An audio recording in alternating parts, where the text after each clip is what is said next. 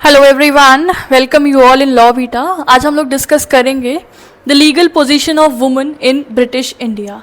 ठीक है, जब हमारे कंट्री में ब्रिटिशर्स का राज चला उस दौरान महिलाओं का क्या लीगल पोजीशन था, उनके पास कितने राइट्स थे, what was their status in society, उन्हें क्या एजुकेशन राइट्स दिए गए, क्या क्या कुप्रथाएं उस वक्त भी प्रेवलेंट थी। ठीक है, क्या कुछ सोशल रिफॉर्मर्स का इवेंट हुआ, क्या उन लोगों ने किसी चीज़ के लिए प्रोटेस्ट किया। We'll discuss all of this. ठीक है, so this British rule right from 18th century to 1947, because 1947 में फिर ब्रिटिशर्स चले गए थे when our country became independent, right. Early colonial period in the initial days of when the Britishers came in our country and started ruling.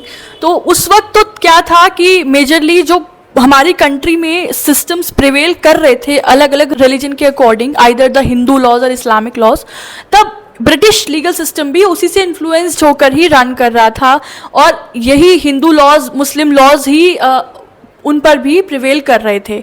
But over the time जब वो अच्छे से settle हो गए, दे स्टार्टेड रूलिंग, तो उसके बाद उन्होंने एक यूनिफाइड लीगल फ्रेमवर्क स्टेब्लिश किया एंड फिर उनके बनाए हुए हैं लॉज ही, चाहे हिंदूज हो चाहे मुस्लिम्स हो, सभी के ऊपर कॉमनली प्रिवेल करने लग गए थे। They introduce their own laws often conflicting with the traditional customs and practices. कई दफ़ा उनके बनाए हुए लॉज जो हमारी प्रिवेलिंग ट्रेडिशनल कस्टम्स और वैल्यूज़ और प्रैक्टिसेस थे उससे कंट्रावीनिंग भी थे, उसके अपोज भी थे, but they establish such unified legal frameworks. ठीक है, तो now moving ahead, British India में कुछ अच्छी चीज़ें भी देखने को मिली थी। धीरे धीरे लोगों में जागरूकता आई, कुछ सोशल वर्कर्स आगे आए, उन्होंने प्रोटेस्ट की कुछ कुप्रथाओं को लेकर, और ऐसे धीरे धीरे चलते हुए सती की जो कुप्रथा थी उसको रेगुलेट करने के लिए, मोर ओवर उसको ख़त्म करने के लिए, अबॉलिश करने के लिए बनाया गया था the Bengal Sati regulation act of 1829 and this legislation declared sati illegal and punishable। तो ये एक बहुत ही significant and positive step था in the legal position of women in British India। इसके साथ साथ there was one more legislation that was a widow remarriage act of 1856, जिसके through women remarriage के कॉन्सेप्ट को प्रमोट किया गया कि जिन फीमेल के हस्बैंड्स की डेथ हो जाती है व्हेन दे बिकम विडो, तो उनको हक है then they can get remarried, जो कि इससे पहले हमारी कंट्री में इस चीज़ का चलन नहीं था। ठीक है, तो उस चीज़ को बढ़ावा दिया गया एंड कहा गया कि उन्हें भी हक है जीने का, they have a right to get married again. तो ये जो सोशल रिस्ट्रिक्शंस थी कि महिलाएं दोबारा शादी नहीं कर सकती हैं, उस चीज़ को रिमूव किया गया by this legislation. So these were the very positive steps which were taken up for the welfare और protection of women in British India. Now talking about कि उस दौरान महिलाओं के पास क्या प्रॉपर्टी राइट्स थे। सो ब्रिटिशर्स ने कुछ प्रॉपर्टी को लेके भी प्रोविजंस बनाए for the widows inheritance rights, जैसे कि विडो वुमन के इनहेरिटेंस राइट्स प्रोवाइड किए गए थे हिंदू विडो रीमैरिज एक्ट 1856 में।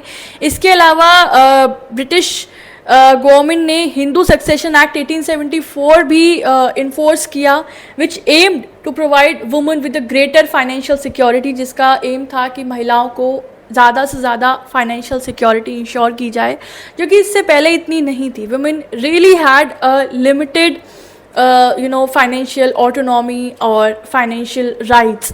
ठीक है, तो यहाँ में पता चलता है that in the British India there were given the prominent rights to women in property. ठीक है, moving ahead to education, employment, तो इसमें भी वुमेन का इम्प्रूवमेंट हुआ।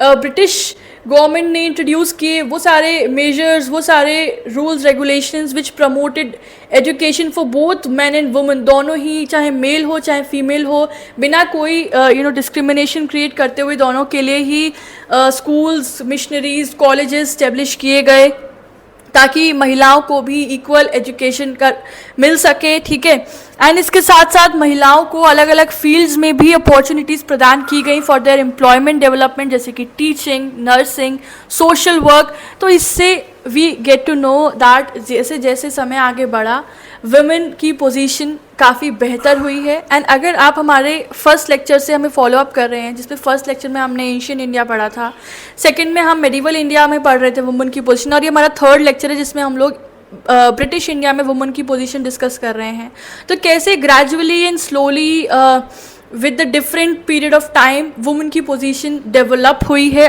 बेहतर हुई है.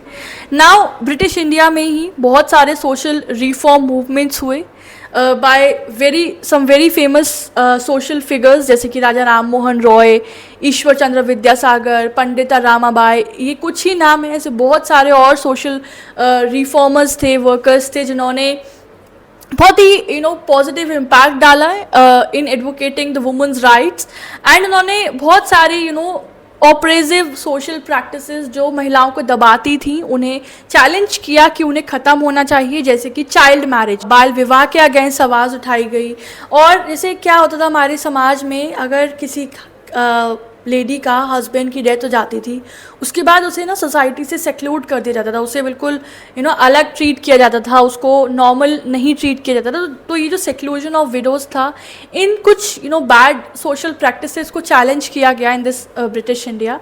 और मेरा ये मानना है किसी भी चीज़ में रिफॉर्मेशन तब आता है, बदलाव तब आता है जब उस चीज़ के प्रति आवाज़ उठाई जाए. और इस ब्रिटिश इंडिया में आवाज़ उठाई गई, और यही कारण है कि चीज़ों में बहुत बदलाव आया, बहुत सारे पॉजिटिव चीज़ें हमें देखने को मिली, डेवलपमेंट देखने को मिले. Right. So leader of these movements campaign the women's education, women remarriage, women status, इन सब चीज़ों के ऊपर आवाज़ उठाई गई थी. ठीक है. Now talking about the legal protection to women. So इस ब्रिटिश इंडिया के दौरान ही in 1860 we all know Indian Penal Code enact हुआ, जिसने महिलाओं के प्रति होने वाले कई सारे क्राइम्स को एड्रेस किया एंड पनिशेबल बनाया and strict legal provisions ensure किए. So this was a very significant step, this Indian Penal Code enforcement. Now influence of patriarchal norms. तो आप देखो ना, जैसे हमने यहाँ पे ब्रिटिश इंडिया में देखा महिलाओं को पढ़ाई लिखाई का भी राइट मिला, उनके लिए स्कूल्स खोले गए, कॉलेजेस बनाए गए, इक्वल राइट मिला इन एजुकेशन, एम्प्लॉयमेंट में इतनी अपॉर्चुनिटीज़ मिली, उनके अगेंस्ट हो रही कई सारी कुप्रथाओं को ख़त्म करा गया या ख़त्म करने के लिए चैलेंज किया गया. तो ये जितनी भी चीज़ें थी ना, तो ये कहीं ना कहीं जो पितृसत्ता है ना, उसको चैलेंज किया गया, वी कैन से. राइट. ये जो पेट्रियार्कल नॉर्म्स थे ना, उसको टारगेट किया गया एंड कहीं ना कहीं उसे लूजन अप करने की कोशिश की गई. So this was a very प्रेजवर्दी thing again I will say. So gender inequality I won't say ख़त्म हुई, बट काफ़ी इन्फ्लुएंस हुई, काफ़ी कम हुई. एंड ये जितने भी लॉज आए which were in favour of women, they led to a great impact upon the legal position of women. But they are saying that although laws थे, बट इतनी जानकारी नहीं थी, इतनी एक्सेसिबिलिटी नहीं थी, इसलिए बहुत सारी ऐसी महिलाएं भी थी जो इन लॉज का, इन जो भी वुमेन बेनिफिट के लिए चीज़ें हो रही थी, उनका फ़ायदा नहीं उठा पा रही थी. ठीक है.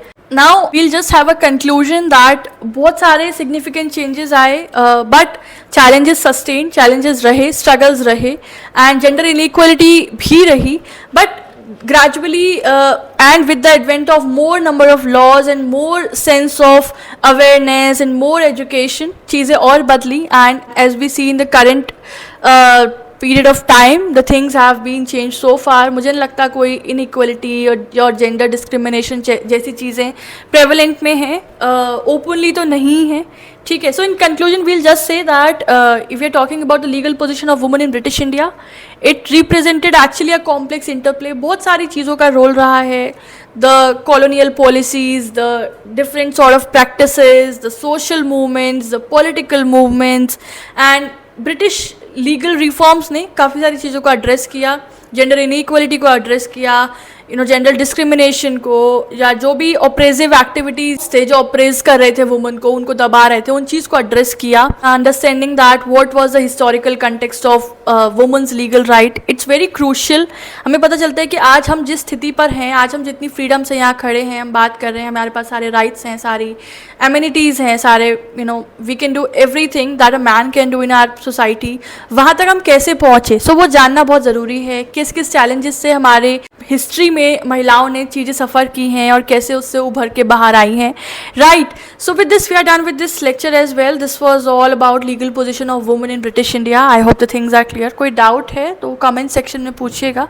We will sort it out together.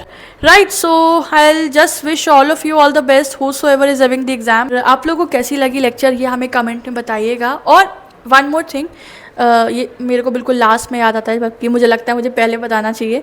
अगर आपको हमारे इस सब्जेक्ट का या किसी भी और सब्जेक्ट का वीडियोस, लेक्चर, नोट्स चाहिए किसी भी लॉ सब्जेक्ट के, तो आप या तो ईमेल आईडी या फिर हमारे इंस्टाग्राम पेज पे कांटेक्ट करके ले सकते हैं। नोट्स पेड हैं, मिनिमल अमाउंट है, जो कि बिल्कुल वर्थ होगा to the amount of hard work I have put in preparing them, right? So you can contact for getting the notes there. This was it, everyone. Take care of yourself. Have a good day. Bye bye.